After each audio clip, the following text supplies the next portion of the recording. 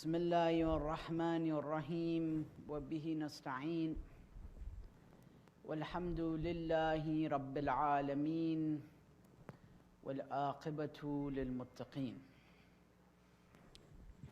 والصلاة والسلام على خيرة خلق الله أجمعين وهو رحمة الله للعالمين وهو أفضل الأنبياء والمرسلين وهو أبو القاسم المصطفى محمد اللهم صل على محمد وعلى محمد والصلاة والسلام على أهل بيته الطيبين الطاهرين المعصومين الميامين المهديين المقتولين المظلومين ولعنة الله دائمة على أعدائهم أجمعين من يوم عداوتهم إلى قيام يوم الدين. أما بعد، فقال الله تعالى في كتابه المجيد: أعوذ بالله من الشيطان الرجيم، بسم الله الرحمن الرحيم، إنا جعلنا في أعناقهم أغلالا فهي إلى أذقان فهم مقمحون. آمنا بالله صدق الله العلي العظيم. صلوا على محمد وآله.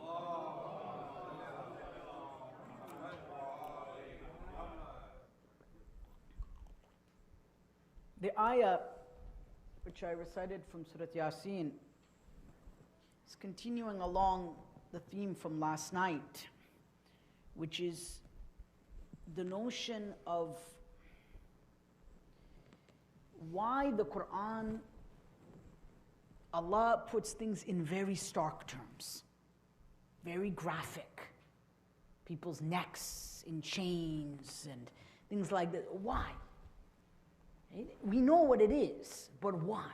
Why does Allah Azza wa Jal present things in this way, which is so stark, so explicit? Right? We all know Surah Yasin. It is so explicit, it is so clear, it is so profound in its language, right? That Allah places chains around them, up to their chins. وَهُمْ مُقْمَحُونَ, meaning that their necks are upright. They can't see anything, right? Because the ayah after explains this. That they're completely enveloped in chains. We'll pause on that for a moment and continue, and you'll see where we are going with this, as I do with my students often. You'll see where this connects to the next thing that I'm about to say. As I asked a question last night, this is a question I ask myself both as an educator, as a father, as a community member, and as an academic, from all those different angles, which is, what is the future of our children? No, seriously, I'm asking this. I mean, really, what is their future? And when we're looking at the trends of other religious communities, right, the rates of disaffiliation are huge. I mean, they're upwards over like 70%, depending where you are. And then even the quality of the 30% left is running somewhere like between 50 only of that 30%, so they're left with somewhere around like 15% of people who would consider themselves like actually adherent to that religious tradition. The stats don't lie. These are the statistics. In the US, in Canada, in Britain, in France, in Netherlands, Denmark, and it varies from place to place. The US is a little bit better off depending on the state that you're in. But even that is a whole discussion. Unfortunately, that's a different discussion on its own. But the point is that what is the future of our children? And is that future, the future fate, well, I wouldn't say the future fate, the existing reality of Christians in America and Europe, is that the fate that our children face? When my 7-year-old is 17, will our centers look like that? And possibly yes, possibly no. Who will pay the memberships? What motivation will they have to serve their communities, to continue serving them in the way that their fathers did or in the way that their grandfathers did? It has to come from somewhere within their heart. That service, that love, that commitment has to come from a place of iman at the end of the day. It has to. And inshallah, it will be there. I'm not pessimistic about that. But certain things are going to have to be done in order for that to occur. And if they're not being done now, well, I mean, just like we go out to work, the money's not going to fall from the sky, and the iman is not just going to fall from the sky.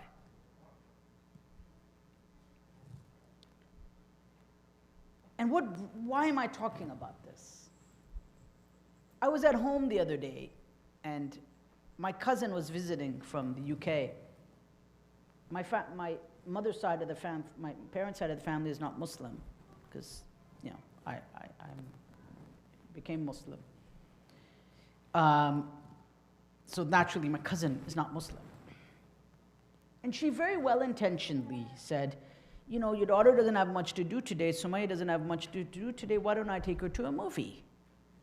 And I said, yeah, that sounds okay, sure.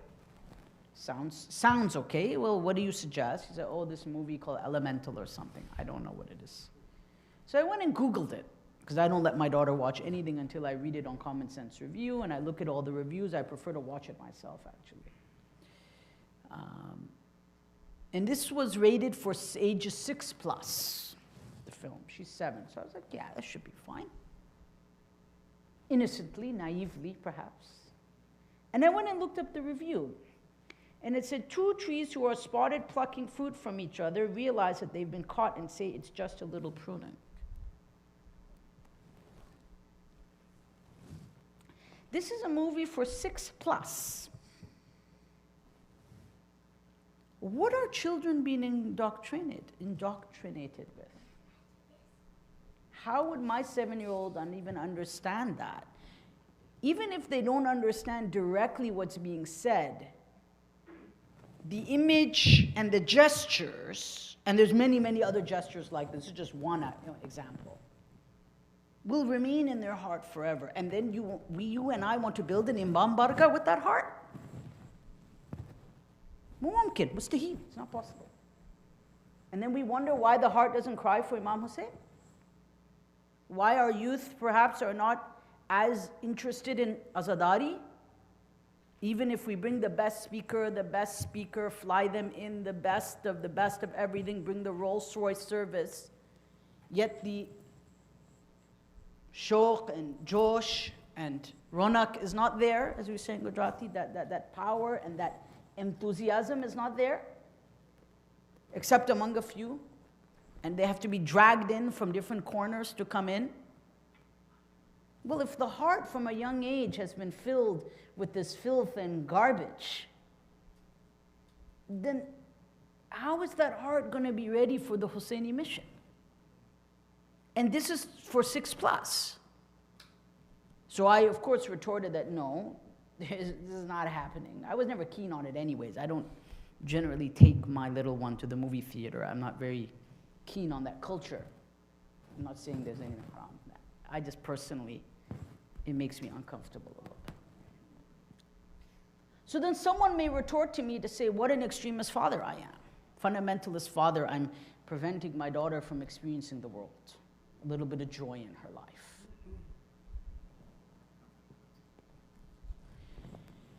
The problem with this is if we don't make these decisions, just like today, if we don't change the way we interact with the environment, we are headed for an environmental avalanche. Likewise, if we do not change the way we interact with our children, they are headed for a spiritual avalanche. There's no doubt about it. Jonathan Sacks, who I recommend you do take a look at this book, it's called Science, Religion, and the Search for Meaning, The Great Partnership. He's a philosopher from Oxford University, eminent scholar in the UK, eminent philosopher and thinker. He's a Jewish thinker. He says something interesting about, I thought about the decision that I made, and then I read Sachs today, and he says something so profound. He says, children pay the price for the abdication of responsibility on the part of their parents, and it can be a high price. They pay the high price for our laziness. They pay the high price because we don't want to be embarrassed. They pay the high price because we don't want to be uncomfortable. He goes on to say, today, in a sense, secular society is visiting the sins of the parents on the children. That our children are, their hearts and their minds and their innocence is being compromised because of our sins. We have wrought that hell upon them. They have not. We made a choice to come to this country. Most of us are economic migrants. My families are economic migrants. And Hindus have the same very, very conservative family values. Brahmins, no doubt. It's no different between Islam and Hinduism in this regard. Conservative family values. There's no doubt about that. But they came as economic migrants in search for better opportunities and education, all that. And I'm not saying there's anything wrong with that. I'm a product of it. I'm born here now. Where am I going to go? But the point is that have we set our kids up to fail or to be successful? This is just a very simple example. And why did I quote that ayah about the chains wrapped around insan up to their necks? Because when we look at the tafsir and the commentary on this ayah from Surah Yasin, what does it tell us? That those chains are representative of their lusts. Those chains that they're wrapped up in is the chains of their own unrestrained desires in this dunya. That's one of the interpretations. That they create these people, whoever they are. And of course, the ayah was revealed about Abu Sufyan. I'm not saying Abu Sufyan. But the point is that that life of jahiliyyah, of ignorance, of barbarism, is one that manifests itself on Yawm al-Qiyamah in the form of those chains wrapped around their neck, wrapped around their body, right? And blocked from the front and the back. وَمِنْ خَلْفِهِمْ سَدًّا, right? And from their back as well.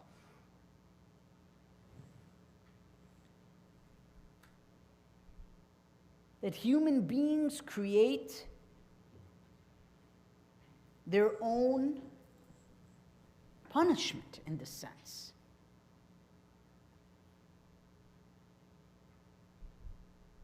That they have to lie in the bed that they have made. And our children will have to lie in the bed that we have made for them. And this is a very uncomfortable conversation that I have had with hundreds of parents over the years in my previous existence in elementary and high school education. I don't think so much undergraduates or PhD students, my PhD students' parents come to see me now. Actually, you never know these days. Kids are really becoming not so independent, unfortunately, but who knows? That's a different story. But the point is that this instance of the film may seem to be a small thing, right? Maybe to some of you in the room, it may seem, he's making a mountain out of a molehill here. Making a big thing out of something, but it's very symbolic. It's very symbolic. It's very easy to give in. It's very easy. It's very easy to just say, I'm exhausted. I've had a long day. Just go. And all it takes is that single moment for the child's innocence to be taken away, for them to begin to experience something that they should not be experiencing at that age. And it begins to distort their entire perception of the world, their perception of reality, their perception of relationships and what they are and what a healthy relationship looks like. And they won't tell you, that's the thing, because the seed is already planted in their heart. Right? Just like we read about the traditions, and I'll mention this again another night. For example, istima'ul ghina. We read in the ahadith that listening to music does the same very similar thing, right? It implants the seed of nifaq and hypocrisy in the heart, just like water, right, soaks into fertile ground. That the heart of a child, the heart of anybody rather, especially a child who's not yet baligh or balagha, is very fertile. And whatever goes into it, it helps form it. And then we wonder why later on there's all kinds of issues, right? This is the nurture part. And if we get the nurture part wrong, as Sachs has said, the consequences are apocalyptic. They are apocalyptic consequences.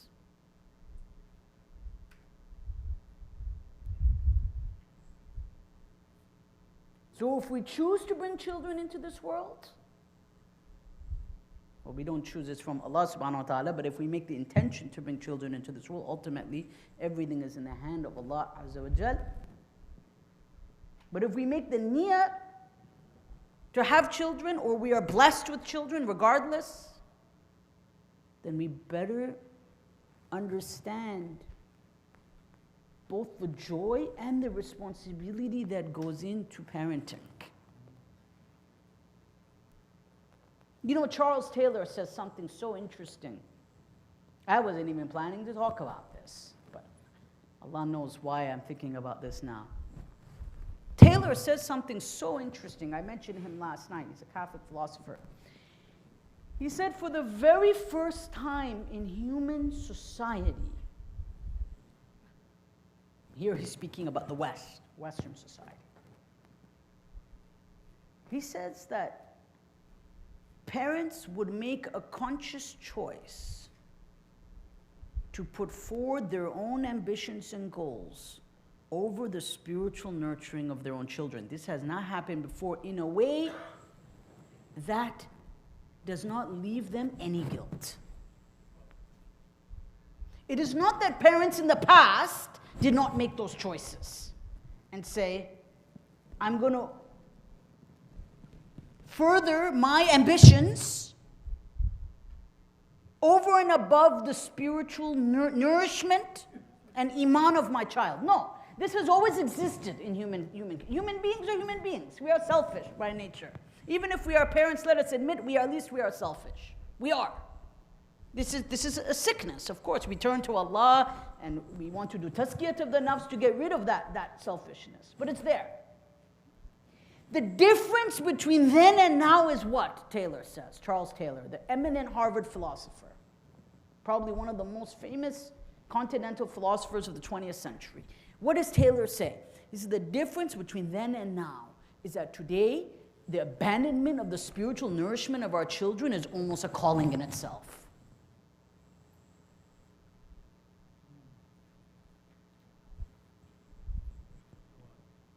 Because it doesn't matter. Right? We'll have someone else manage it. We'll have the school manage it. Or we'll send them to an Islamic school, it doesn't matter. How many times over my 9.5 years did I see that parents think if they send their kid to an Islamic school, they can do what they want? Islamic school is not an inoculation. It's not a vaccination. I had 1,000 parents that I was in touch with, on and off, or at least responsible towards. 1,000 parents, yes, it's a big community. 1,000 parents. And how many times did I meet parents who come to me and say, but Maulana, I send them to Islamic school XYZ. I'm like, yeah, but you yourself don't observe hijab. So what difference does it make? I'm here teaching this, we're teaching this, we have our teachers trained, everything. But you yourself, are struggling with this. May Allah bless you to be granted with the tawfiq to overcome that struggle, fine. But at the end of the day, that's what the child learns. Let's get down to brass tacks. It is what it is. Or you yourself listen to music. Or you yourself don't pray. Or you yourself don't perform wudu. You yourself don't sit with your child and remind them what is Muharram all about. You yourself choose to do other things instead of listening to Ziyarat Ashura in the car. And the thing is that the time flies so fast that we think, I'm just busy this month, I'll get, next month I promise I'll do more. And the problem comes that by the time you know it, they're in grade 4, 5, 6, you're already immersed in pornography.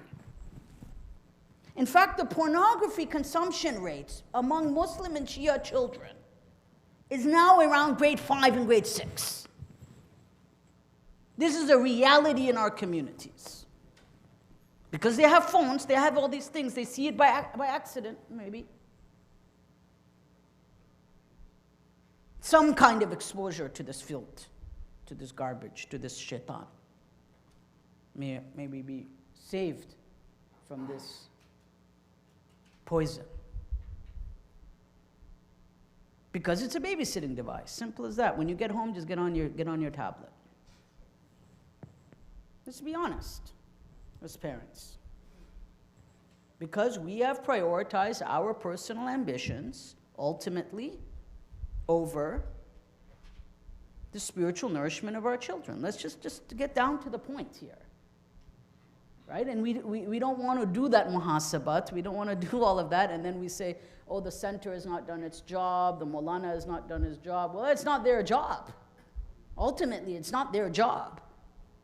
Allah does not hold them accountable in the Quran. Allah holds parents. Ya ayyuhalladhina amanu qu anfusakum wa ahlikum nara waquduha an-nas wal hijara. Oh, you who believe, protect your family from the fire of hell. Then the Maulana, then the masjid, then the Imam Barga, then the Islamic school, then the madrasa, then the teacher, then the Quran teacher, and on and on and on. Yes.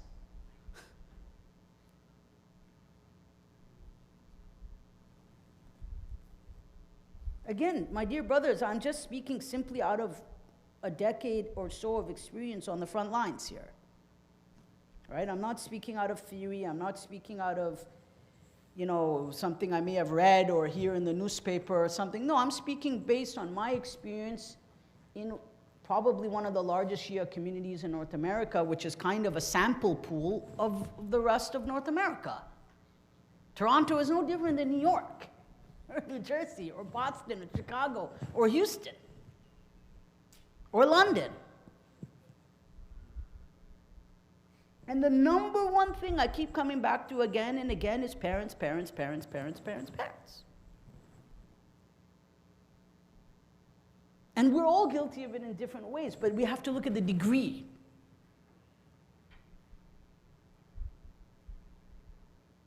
And I've also seen families, and I'll talk about this more another night. I have a lot more to say about this.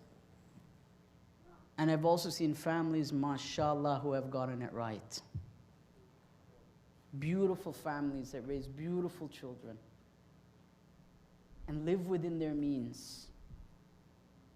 Live within what they can afford, but the children are happy as ever. That for them, after their home, their second home is Imam Barka. That the children are clamoring to get an opportunity to read Marsiya or Noha.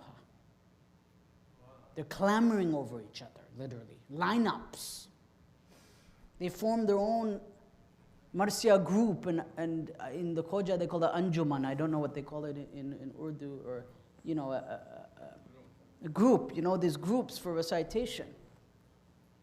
Because of the love of Abu Abdullah alayhi salam. Because from the birth, their mothers have been reminding them of the tragedy of Sayyidah Zainab. From their birth, that is what they know.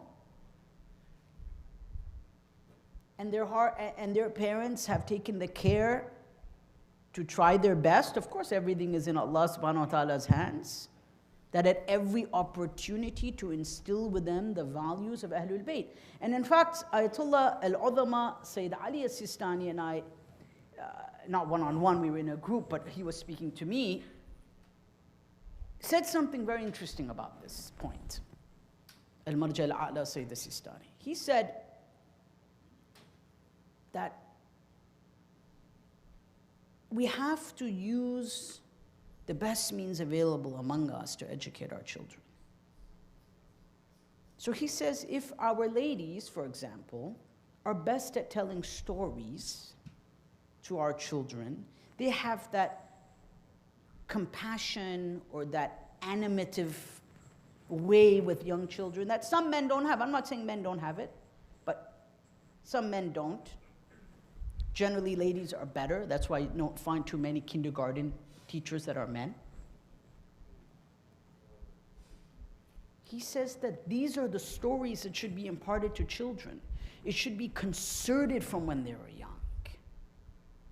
Right? That we're even careful with the parables and the amthal that we deliver to them.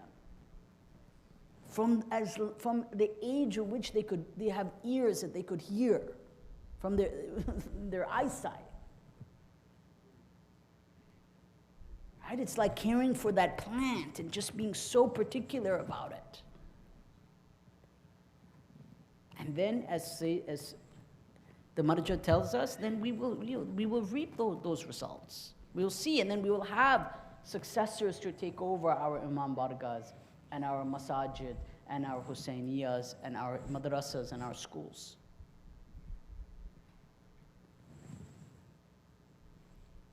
Sallu ala Muhammadin wa alihi.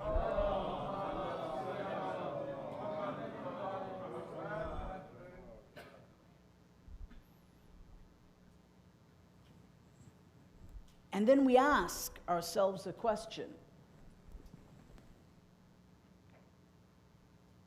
as Imam al-Hussein stood there on the day of Ashura, and even before, and we'll talk a little bit more about that, as thousands of people listened to him, why didn't they join him? He came up to them and he said to them, right, the riwayah states that he was surrounded by people, he was in a circle. فَخَرَجَ حَتَّى أَتَى النَّاسِ, and he came to the people. فَإِسْتَنْصَتَهُمْ فَأَبُوا أَنْ يَنْصَتُوا or يَنْصِتُوا. That he came to them asking them, give me your ear. Listen to me for a moment. I've come with the warning to you. Right? Just like we read in Surah Yasin. إِذَا أَرْسَلْنَا إِلَيْهِمْ إِثْنَيْنِ فَكَذَّبُوهُمَا فَعَزَّزْنَا بِثَالِثٍ فَقَالُوا إِنَّا إِلَيْكُمْ مُرْسَلُونَ. He's come to them with an urgent message just before he died. One of his last messages to them. Why don't you listen to me? Why don't you give me my ear? I have come to you. Look at the desperation in the voice of Imam Hussein alayhi salam. Trying to deliver that tabligh, the da'wah, to invite them to khair, to invite them to goodness, to invite them to a better life, a pure life, a clean life, a life with Allah subhanahu wa ta'ala. And eventually he says, subhanAllah, he says, حتى قال لهم ويلكم ما عليكم أن تنصتوا إلي. What is wrong with you? ويلكم. Woe upon you that you do not listen to me. فَتَسْمَعُوا قَوْلِي, so that you will at least hear me out. They didn't even want to hear him out. إِنَّمَا أَدْعُوكُمْ إِلَى سَبِيلِ الرَّشَادِ. He says, I am only calling you to the path of right guidance. Yet they didn't want to hear him. How do thousands of people remain immobilized? That they can't go. Immobile. The grandson of the Prophet is standing in front of them, pleading with them. Pleading with them. Why don't you listen to me? Why don't you listen? Even up to the last moment, because the riwayah says that he was surrounded by the people at that time, by the enemies. Even in that moment, he continued tabligh.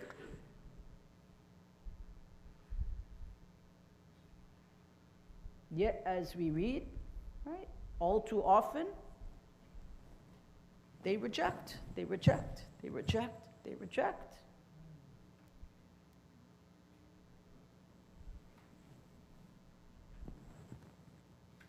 There's something we have to think about this. We really have to think about it. Why did they reject him? How did their moral consciousness die? There was no moral consciousness. Gone. Khalas. How? The moral consciousness of our children is similar to that. That's my point. That we have the ability to give their moral consciousness life, hayat, or we have the ability to give their moral consciousness maut. This is what Jonathan Sacks says, and I'll read one more quote. It's very scary what he says here. He says, but there is a dystopian nightmare that this is what we will indeed be left with.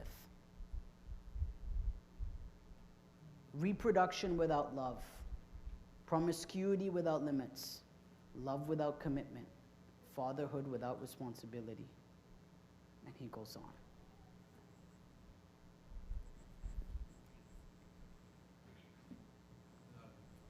This is the dystopia. Do you know what a dystopia? A dystopia is a hell. It's basically a living hell. It's the meaning of a dystopia. Dystopia is like your worst nightmare is a dystopia. And he said that ultimately the people responsible are the parents for creating that dystopia. Each and every one of them have played their part to lay the foundation of that dystopia in one way or another. Many of them, not all, except for the few, as Allah says.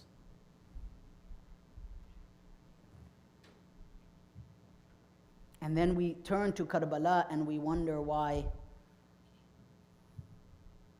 they were in the situation that they were in. Sallu ala Muhammadin wa ala Muhammad.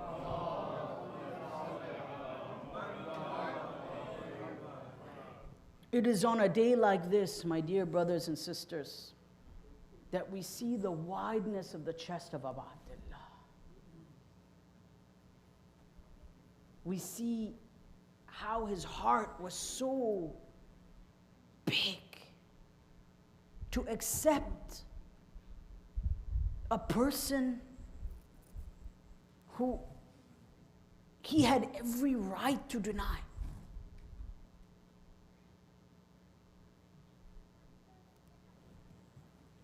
Yet there was a man with a crisis of consciousness, coming back to spiritual consciousness. This is the whole point. Everything is from the beginning coming to the end here.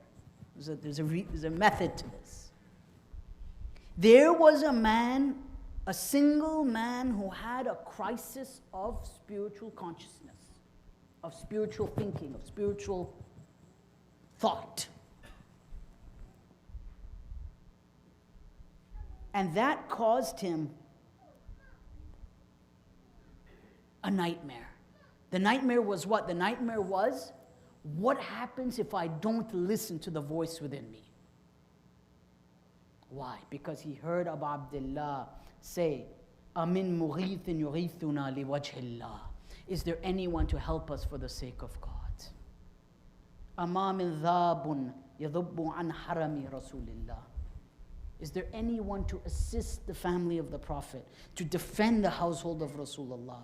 He heard all of this from Imam al-Hussein alayhi salam. His spiritual consciousness was awakened. He goes up to Umar ibn Sa'd. He asks Umar ibn Sa'd a very simple question. And I'm paraphrasing it here for you mu'mineen, but he asks Umar ibn Sa'd, are you really going to kill Hussein? Like, in the end of the day, what is your intentions here? Umar ibn Sa'd turns to Hur, and what does he tell him? He tells him that successful will be the battle that will end up in the cutting of heads. At that point, Hur realized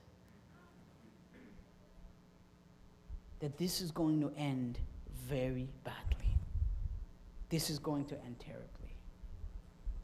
he also realized that he was partially responsible for everything that led up to this point. Can you imagine the guilt that was weighing on his heart? Tremendous amount of guilt.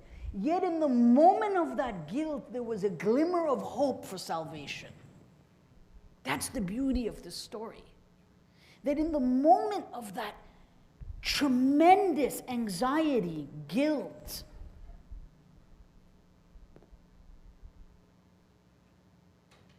he could still perhaps find light. He was shivering, right, as the riwayat tell us, and he was with Muhajir, his friend, his companion. Muhajir turns to him and he says, "What is wrong with you? What is it, what is wrong with you?" And he answers, and we all know this, but it's important for us to remember this. He says, "Inni ukhayyiru nafsi bayna al-jannah wal-nar." That I'm going to choose between heaven and hell now. Imagine that moment. And then he says, he answers his own soul, and he says that I will choose heaven, even if I'm burnt alive and cut up to pieces. This is the choice that he chose to go against the tide. He chose to be different. He chose to be countercultural. He chose to make that ultimate sacrifice and that ultimate decision, despite the fact that the predominant forces of his age were not in line with this decision. He was shivering out of fear. The riwayah says he got on his horse and he began riding to Abu Abdullah alayhi salam. قاصدا إلى حسين ويده على رأسه, and his hand was on his head. And he says, Allahumma inni, oh Allah, tibtu ilayk fatub alay. Oh Allah, I now turn to you in tawbah, so I ask you to turn to me. He says, for I have implanted inni ar'abtu qulub awliyaik, because I have put terror into the hearts of your beloved ones. I am responsible for this. Imagine these moments of the horse riding towards Imam Hussein alayhi salam. His hand is on his head. He's reciting dua. He's begging Allah subhanahu wa ta'ala for his forgiveness. This is the moment of spiritual reformation, the moment of change, the moment of making that profound decision. These are all the steps that led up to it. He reaches the camp of Abu Abdullah. He gets off of his horse. He has tears in his eyes. He gets off of his horse and he begins to kiss the feet and the hands of Imam Hussein alayhi salam, because he is not sure if that tawbah is qabul or not. He is not sure if that is accepted or not, because he knows that he doesn't deserve anything from Imam Hussein. Yet what does Imam Hussein salamullahi alayhi say to him? He accepts his tawbah. He says, Ana ta'ibun ilallah. Hal tara li min tawbah? He says, oh Imam, do you think Allah will accept my tawbah? Am I worthy? The Imam says, Na'am yatubullah alayk. Allah has accepted your tawbah, inshallah. Hur now turns to the people of Kufa.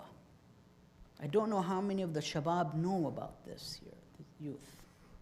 He turns to the people of Kufa and he says, oh, the people of Kufa, by your Jahili mothers, you invited this righteous man, and now he has come to you, and you promised that you would submit to him, and now you have claimed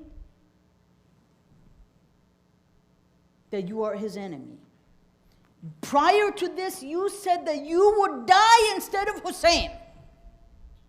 Now you, the very same people, brothers, if this doesn't make you cry, I don't know what will. You, the very same people, are ready to decapitate him and remove the outer garments of his women. How do you say, I will die for Hussein? This is Hur telling them. Imagine, Hur is now going a step further and he's facing them. He's saying, how? How did you say that you will die for Hussein? And now you have covered him min kulli janib, from every place. You are not even allowing him to leave Karbala. Right? He has requested some kind of safe passage. You have denied him that. He has requested some kind of negotiated settlement, minus bay'ah to Yazid, of course. That's not going to happen. You have not accepted this. And to put it all, and to go further, you're the ones who invited him. You're the ones who said that you love him. You're the ones who said that you will die for him. How have we ended up in this place? This is the kalam of Hur ibn Yazid al-Riyahi. You have made him a prisoner in front of you, such that Hussein ibn Ali has become helpless and powerless. He can't even defend himself from harm. Now Hur says something so, Allah. Hur says that you have even denied this man water. حَلَأْتُمُوهُ وَنِسَاءُهُ وَسَبِيَتُهُ وَأَصْحَابَهُ عَنْ مَاءِ الْفُرَاتِ الْجَارِي. That you have denied him this flowing water of the Furat. I was just at the Furat a few days ago. And I looked at that Furat and I thought, how wide is it? So much water, it's so voluminous, there's so much water flowing, yet Hussein did not have access to it. And he tells them, yet Christians, Jews, pigs and dogs and animals, and you are drinking freely from the Furat, while Hussein and his family have been denied access to water. That pigs are rolling in the water, he says. Kilab khanazir. Yet the children of Hussein remain parched. This is a kalam of Hur, not my words. I'm not putting hyperbole and mubalagha here. This is the speech of Hur ibn Yazid al-Riyahi. That the pigs, the wild pigs and the wild dogs are quenching their thirst and relieving themselves, taking a bath in the Furat, right, to cool their bodies down. While Hussein ibn Ali, the grandson of the Prophet, and his children and his women are not given a drip of that water. How is this just? How can someone live with themselves after doing this to another human being? He asked the Imam to go out to fight. After all, he was the one who essentially put the Imam into this situation and blocked him from going towards Kufa. So thus it is only ideal or more appropriate that he be one of the first to go out to fight. We don't have too much details about Hur's fighting, so I'm not going to say things that are not there in history, but what we do know is he fought very valiantly. He fought very courageously. ثُمَّ اسْتَشْهَدَ فَحَمِلَ إِلَى الْحُسَيْنِ. And then he was martyred and he was brought to Hussein. He was put into the lap of Imam al-Hussein alayhi salam. Think of this moment. They brought Hur, they put him into the lap of Imam al-Hussein. Imam begins to wipe the dirt from the face of Hur. يَمْسُهُ التُّرَابَ عَنْ وَجْهِهِ. He begins to wipe the dirt from the face of Hur, and he tells Hur that you are free as your mother gave birth to you. But tonight, in the remaining minutes that I have, I want to remind us of the ziyarah of Imam al-Hussein alayhi salam and recite to you a few lines from this. In the ziyarat nahiya, we say, As-salamu ala al-Hussein alladhi samahat nafsuhu bimuhjatih. And we turn to Abu Abdullah alayhi salam, we say, peace be upon you, O Imam, who gave the blood of your heart. As-salamu ala man hutikat hurmatuh. That peace be upon the one whose dignity was ripped away, whose dignity was taken away. As-salamu ala man urika bi-dhulm damu. Peace be upon the one whose blood was flowing, the blood was spilled due to dhulm. As-salamu ala al-mughassil bi-dam al-jira. Peace be upon the one who is bathed in his own blood. Mughassil bi-dam al-jira, Sahib al-Zaman says. that salam upon the one who had so many wounds that it was as if he was bathed in his own blood. As-salamu ala al-mujarri bikasat al-rima. That peace be upon the one who was showered and punctured by spear after spear after spear. Bikasat al-rimah. Right, that the riwayat state that it is as if the spears were showered onto the body of Imam Hussain alayhi salam. Rocks, spears, lances, arrows. Rashaquhu bisihamu nibal, we read in Ziyarat Nahiyah. Imagine that you close your eyes and you just imagine each spear landing into the body of Imam Hussain alayhi salam. And yet he stands there turning to Allah subhanahu wa ta'ala, asking Allah subhanahu wa ta'ala for his rahmah and his mercy. What a way to attain shahada. Ala la'natullahi ala qawm al-zalimeen, Matam Hussain.